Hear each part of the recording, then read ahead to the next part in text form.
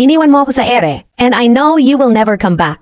Hi, my name is Ezekiel. I have a girlfriend. Her name is Isa. We were in a relationship since first year high school. Sobrang perfect ng pagsasama namin. Hindi kami kagaya ng ibang couples na nakadepende sa isa't isa. Hindi rin kami yung couple na sinasanay yung sarili na magkasama at hindi naman siya yung girlfriend na kailangan alam lahat ng ginagawa mo. Kapag alam niyang mali siya, nagpapakumbaba siya. Hindi kami nagtataasan ng pride pero sobrang sweet and caring namin sa isa't isa. Sobra akong kontento sa kanya kaya sabi ko sa sarili ko siya na. Sobrang saya ng pagsasama namin, legal both sides at suportado since pareho rin kaming honor students. Fourth year high school, na tinatawag ngayong grade 10, walang nagbago, still the same, hanggang sa na-diagnose siya na may leukemia. Nag-stop siya sa pag-aaral pero nag-home study pa rin siya. Sabay pa rin kaming nag-aaral at since hindi siya nakakalabas, palagi akong nasa kanila kasi sabi ko, I will hold her hand and we will fix this together. Palagi kaming nangangako sa isa't isa. Mag-a-adventure kami pag gumaling na siya and we will going to hike mountains kasi pangarap namin pareho yon.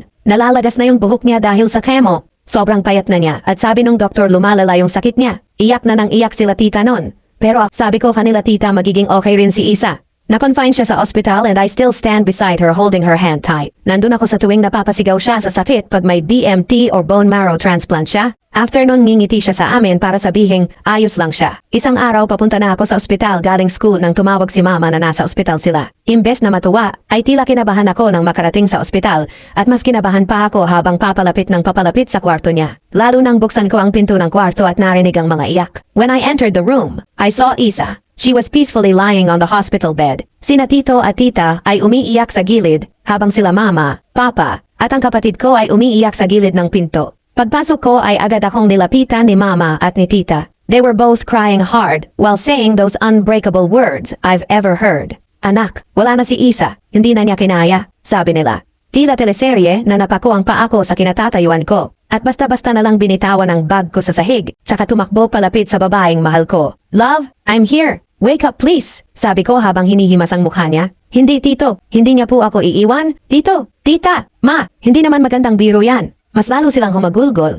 Yung kapatid ko ay lumapit na sa akin at pinatahan ako. Tila nawalan ako ng lakas at napaupo ako sa gilid. Wala na siya. And I could say that was the worst heartbreak kasi alam mong hindi na siya babalik pa. Wala nang pag-asa na bumalik siya sa akin. Tinupad ko yung pangarap namin na umakyat ng bundok pretending she's still with me. Ang sakit pa rin dahil kahit gaano kataas ang bundok na maakyat ko, ay hindi na kita maaabot. Mahal ko. You left me hanging and I know you will never come back. You will always be my best partner, Isa. Alam kong okay ka dyan sa piling niya. Kung papipiliin ako sa susunod kong buhay kung sino ang makakasama ko sa dulo, I will always choose you over and over again, love. From sender, Ezekiel. Follow us for more exclusive stories.